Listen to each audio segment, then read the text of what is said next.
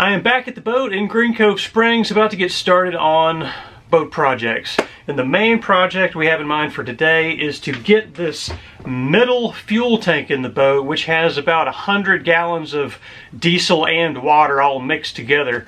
We're trying to get that out of the boat into a couple of 55-gallon drums. By the way, thank you, Mike, for dropping off those drums. That's a huge help, buddy. Really, thank you for that. Now I got another buddy named Terry who's going to be arriving here in a little bit. I think he's going to help me out with the tanks today. But there's one other thing I want to point out to you. And that is that when I arrived at the boat, we found another problem. So what you're looking at here is the shelf behind the port side settee. And this shelf area was basically just full of water. So obviously there is some leak over here in this area of the boat. And it is probably similar to the leak that is on the starboard side of the boat inside this cabinet. My suspicion is that it's probably coming from this cap rail here. It's looking like we're probably going to end up having to take that cap rail off and rebed that thing, which this is a 42-foot boat. There's 84 feet of cap rail, so that is no small project. So that's yet another good-sized project on our already humongous, to-do list. But, that's just the way it goes. The good thing is we do have time right now. We're trying to get this boat ready through the summer to be able to splash it towards the end of the year and take off and do some sailing.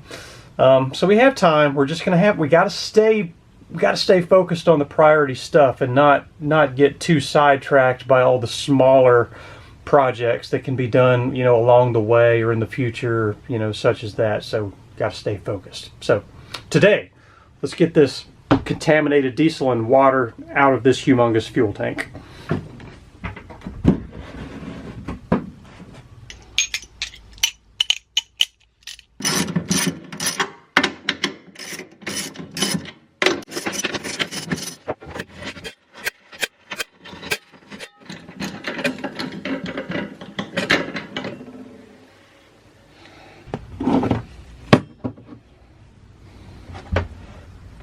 Alright, so there's the diesel down in there.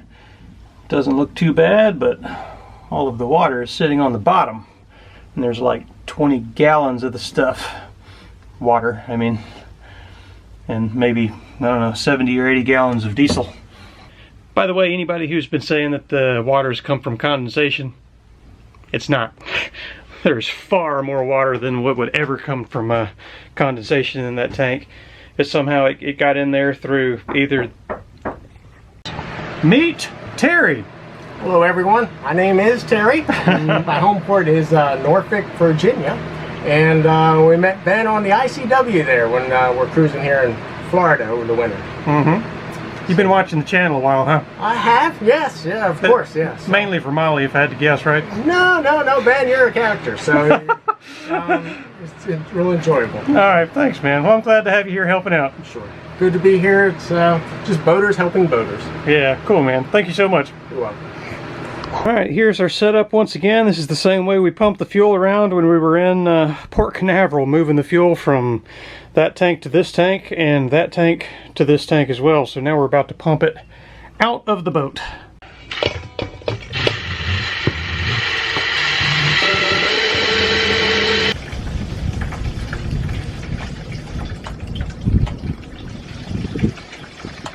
So here's the little pump that we're using. This is just a little $10 Harbor Freight pump that goes on the end of a hose and is powered by a drill. 10 bucks. 750 gallons per hour. I don't know if it would last a really, really long time, but for a little job like this, it's perfect. Alright, so we've had to change gears a little bit. We ran all the batteries dead when we were pumping the diesel into the 55-gallon drums. So now we've kind of changed gears. We are pulling the prop. I'll provide a little more explanation of this whole project here in a little bit.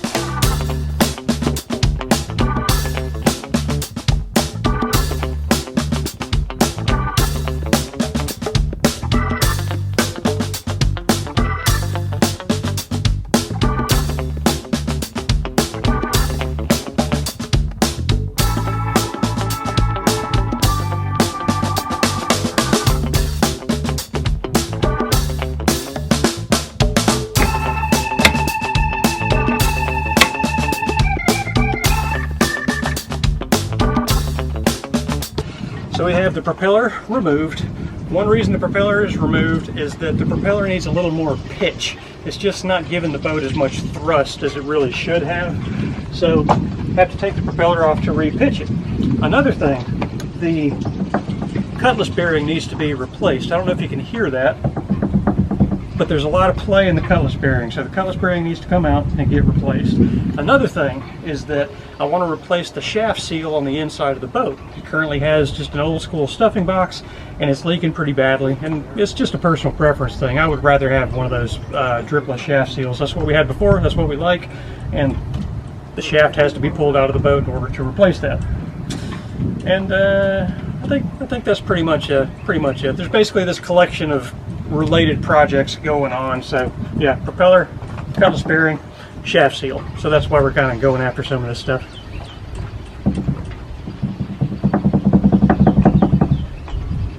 Now we are working on getting the propeller shaft out by undoing the shaft coupling.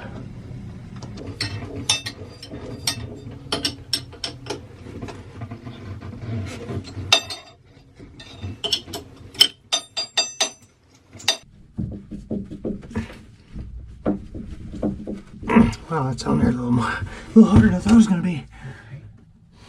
You want a little tappy tappy? You might need a little tappy tappy.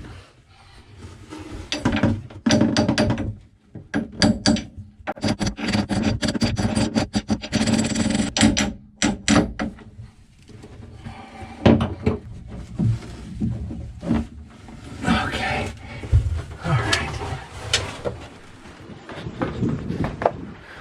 All right. I'm getting ready to remove this shaft from the boat. And it's going to go perfectly as planned without a hitch whatsoever, right? That's right.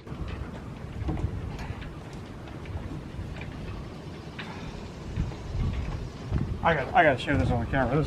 This is nuts. This is ridiculous. There's no extra room right there. The rudder has that little bit of a cutout, and if it didn't, this would not work.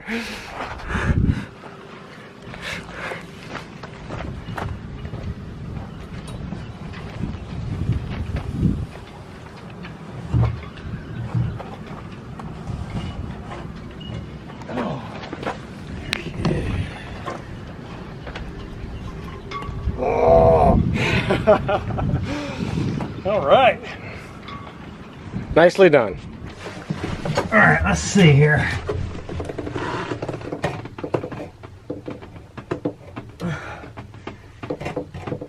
Boy, that's some tough hose.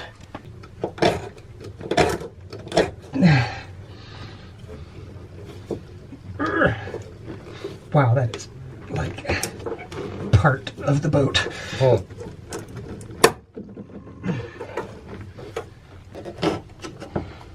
Man, I can't even just having a hard time getting an angle at this side. Ha-ha! The screwdriver! Oh, jeez. Got that off and I lost my screwdriver. Look at that. It does have barbs on it. Sure does.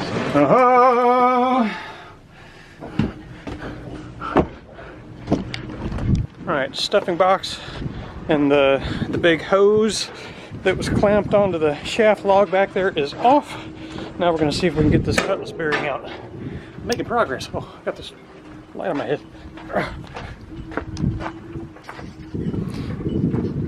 Okay, tap it.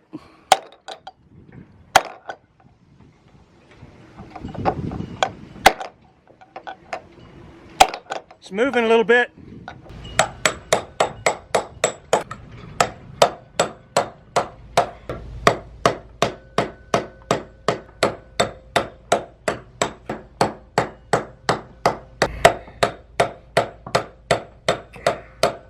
Alright, so after I was cranking on this thing, Terry came out here and just about pulled it out all by himself. So you get the honors of removing it. Hop over there. No, yeah. You go right ahead. Oh, there it is. Oh, yeah, it's just as easy as that. Yeah, so I'm not even sure if that's 6 inches. That's what she said. Nice job, man. Thanks. Thanks for your help. You're welcome. Oh, and there's a socket left in there.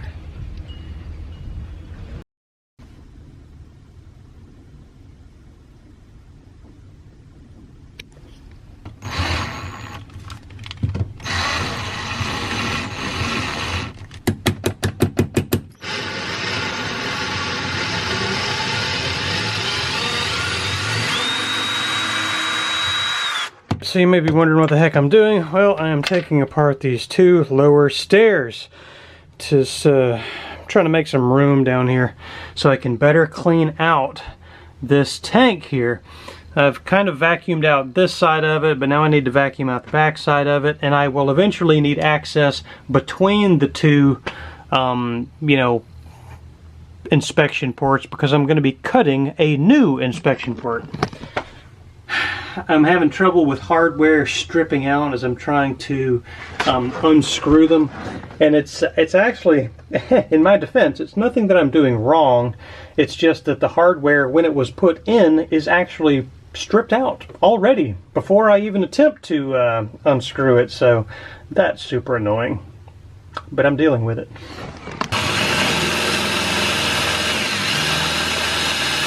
I am trying to get this step off, and it is not going anywhere. The step is basically epoxied to this support here. It's not just sitting on it. It is epoxied to it. Here's the one on the other side.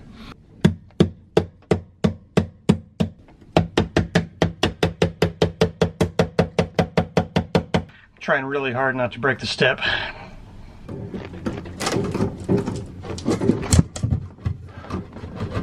Oh, there it is. Jeez, holy crap. All right, hey, real quick, I told you earlier that I was going to explain better what's going on with these tanks, so let me do that as quickly as I can. So, all right, there are 3 fuel tanks in this boat. There's the 2 on either side, port and starboard, are 50 gallons each. The one that you see in the hole back there, that is a 130-gallon tank. In my mind, that is the one I want to focus on because it's in the middle of the boat, so weight balance isn't an issue. It's the largest capacity, such as that. So that tank back there has basically a section in it that is completely inaccessible because there are 2 baffles in that tank. And the 2 baffles break up the tank into 3 sections, but there's only 2 inspection ports. So there's one section of the tank that's inaccessible because there's not an inspection port. So I'm going to be cutting a new hole in the tank to give myself access so I can completely clean out the tank. I want to show you how cruddy they are on the inside and why it's important to have access to all areas of the tank. So check this out. So what you're looking at here is the aftmost portion of the tank. I have broken all this stuff up and sucked out a lot with the vacuum cleaner, but I got to get in there and like scour these edges and walls and the bottom to break the rest of that gunk up so that I can suck it out. But the area I want to show you compared to this is actually through that crack right there. This is a very difficult shot to get, but that is what we're talking about in that area behind the baffle. That is what's going on with the tanks. I think what I'm going to do next is work on cutting this next hole because there's really no point in cleaning out the insides of the tanks if I'm going to be putting all these, you know, metal shavings and stuff like that on the inside. But yeah, that's what's going on. By the way, I just want to say, you know, Terry took off now. It's just me here. Huge thank you to Terry. Man, dude, I need all the help I can get. So for Terry to come out here and spend his day helping me out with projects, that's awesome. Thank you very much, Terry, for that. All right, gonna get back to work. Next time, there's gonna be a little bit of this and a whole lot of this. All right, everybody, we hope you enjoyed the video. We have a few new patrons we wanted to welcome aboard, so welcome. Aqualife64, Peter, and Whitney. So we also have a lot of stuff to thank you for from our Amazon list. So this is the pigment stuff needed for the fuel tank project. We don't have the epoxy yet. I have a hard time finding the epoxy in stock anywhere, but this is the pigment. This is the epoxy putty we are going to fix the cap rail with. All right, I got a big sheet here of some really thick fiberglass matte cloth. So we have a second can of bilge coat. This is another box of West Systems epoxy, like the stuff that has the pumps included. Really nice to have. We have gel coat. So we have another roll of the butyl sealing tape. And this is from Dana. Carl sent us a drill bit set. All right, one more thing from Carl is this set of butt connectors. This is a electrical kit. We have a charge controller from Paul. That is right. One more thing. We've gotten some PayPal donations recently. So, thank you to Dwayne, Eddie, Siegfried, Will, and Scott. These PayPal donations are actually a big help. What it's really paying for is our travel cost. It's a 7-hour drive down to the boat. It's a 7-hour drive back. And then we're down there for 4, 5, 6 days at a time. So it helps out with fuel cost, food, and just everything else, you know, concerning travel back and forth to the boat. So thank you very much for the PayPal donations. Yeah, and everybody, just thank you so much for, you know, liking the video, for sharing it. You know, anybody and everybody who has supported us in one way or another, thank you very much. So thanks again for watching the video, and we'll see you again next time. bye. Bye.